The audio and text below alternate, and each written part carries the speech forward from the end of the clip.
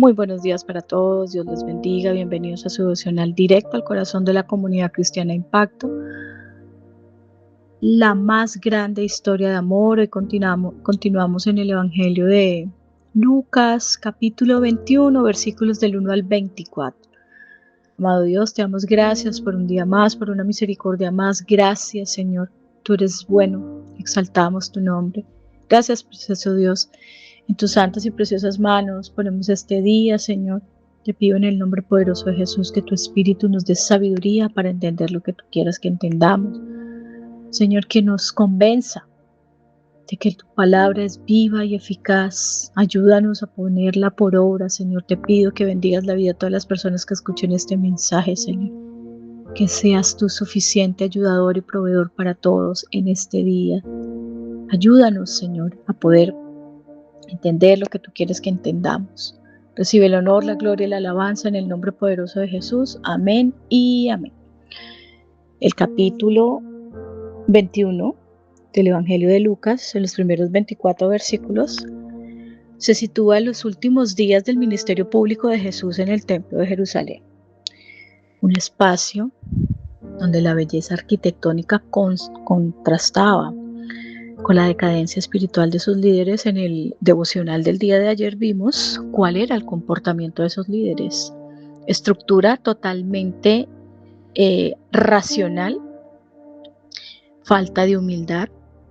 Y bueno, acá continúa el Evangelio en este capítulo mostrando qué era lo que sucedía con esos líderes.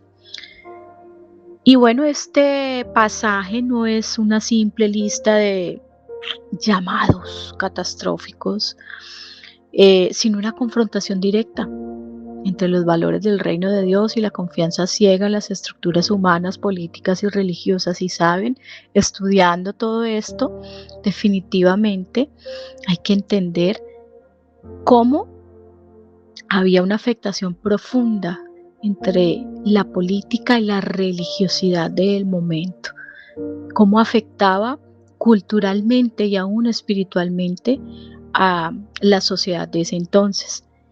Y aquí podemos ver que se revela un mensaje de advertencia y seguridad para derribar todas esas falsas seguridades que hay.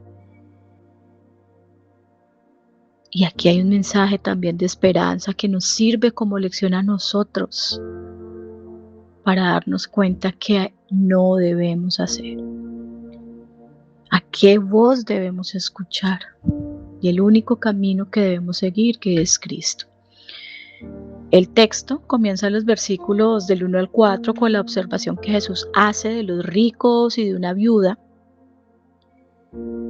Ellos depositaban sus ofrendas en el arca del templo y culturalmente ese templo de Jerusalén funcionaba como el centro de adoración principalmente, pero también era el lugar donde se depositaba todas las ofrendas. Era como una especie de arca para los judíos en ese momento, donde pues recaudaban o compilaban todo lo que recibían ellos en ofrenda.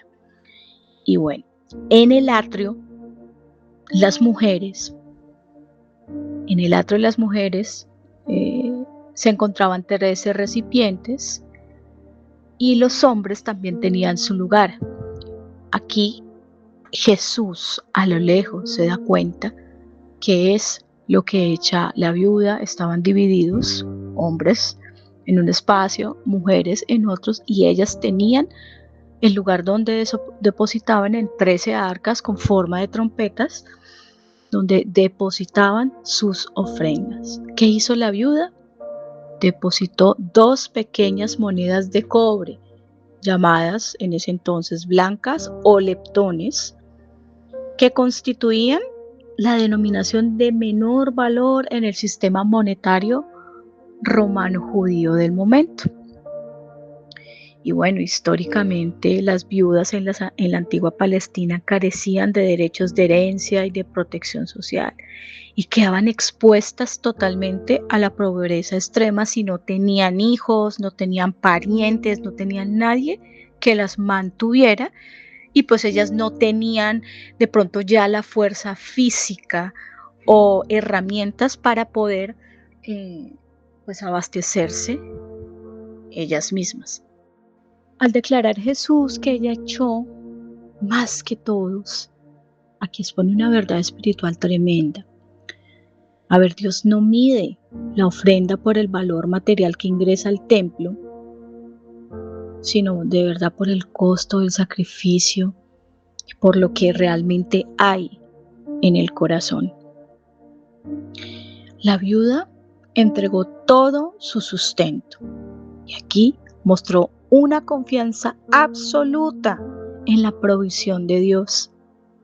En contraste, los ricos daban de su abundancia sin arriesgar su seguridad financiera. Ellos daban de lo que sobraba.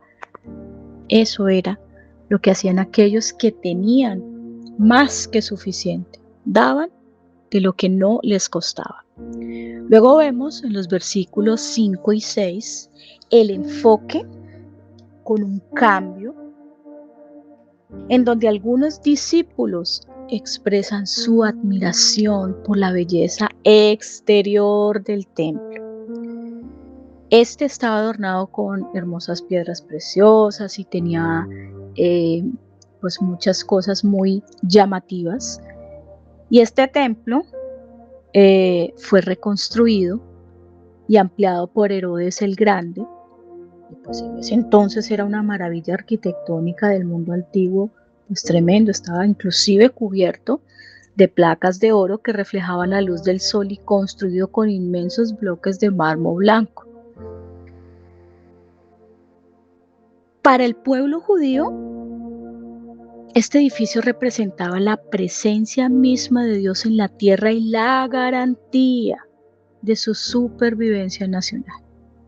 Sin embargo, Jesús derriba totalmente ese orgullo religioso al profetizar en el versículo 6 que vendrían días en que no quedaría piedra sobre piedra que no sea destruida. Y esto es impactante. ¿Por qué? Porque pone fin a la idea de que Dios protegería un edificio material. Y aquí el Señor Jesús se está anticipando a lo que ocurriría décadas más tarde. Y ante esta alarmante noticia, pues los discípulos en el versículo 7 le preguntan: ¿cuándo sucederán estas cosas y qué señales habrá? A partir del versículo 8 hasta el 11, vemos la respuesta de Jesús, donde les advierte en primer lugar que habrá engaños de falsos mesías que aparecen reclamando su nombre, diciendo que el tiempo está cerca. Y esto también lo podemos ver en el libro de Hechos, donde en el capítulo 5, donde un discurso también de Gamaliel, donde él trae a memoria que hubo intentos de presentarse como falsos mesías de algunas personas y de algunos movimientos. Entonces, en el contexto histórico pues, de ese siglo I, la opresión romana provocó el surgimiento de numerosos líderes rebeldes y bueno, esto acá como se los dije, pues muchos fanáticos religiosos que prometían pues la liberación militar de Israel arrastró a muchos a la ruina. Y Jesús les recuerda eso, entonces dice, asimismo, él menciona estos eventos interpretados como dolores de parto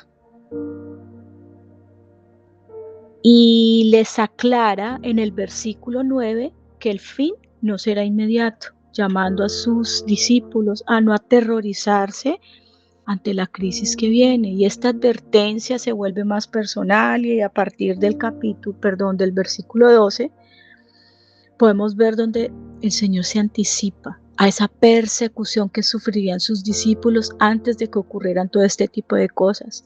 Él les advierte que serían entregados a las sinagogas y a las cárceles y llevados ante reyes y gobernantes por causa de ¿quién? Del nombre de Cristo.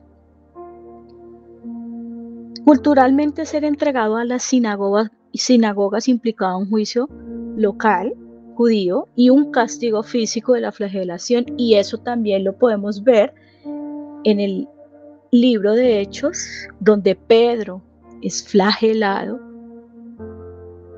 a causa del nombre de Cristo. En los versículos 14 y 15, Jesús les asegura que no deben preocuparse por preparar su defensa, porque Él es el que le dará las palabras y sabiduría que sus adversarios no podrán resistir. Y todo esto se cumple. Aquí también el Señor les enseña y les señala que serían entregados por sus propios padres, hermanos, parientes y amigos, y que serían odiados por todos. Sin embargo, aquí este pasaje cierra esta sección específicamente en el versículo 18 y 19 con una promesa de preservación espiritual absoluta. Y dice: ni un cabello de su cabeza perecerá, y con su paciencia y firmeza ganarán sus almas. Los versículos del 20 al 24 detallan esa señal histórica de la caída de Jerusalén. Explican que Jesús explica que cuando vean la ciudad rodeada de ejércitos, sabrán que su destrucción ha llegado. Y esta profecía se cumplió con exactitud en el año 70, cuando el templo fue totalmente destruido por las legiones romanas bajo el mandato del general Tito. Sitiaron totalmente a Jerusalén tras las revueltas judías y derribaron totalmente el templo, y se cumplió que no quedaría piedra sobre piedra.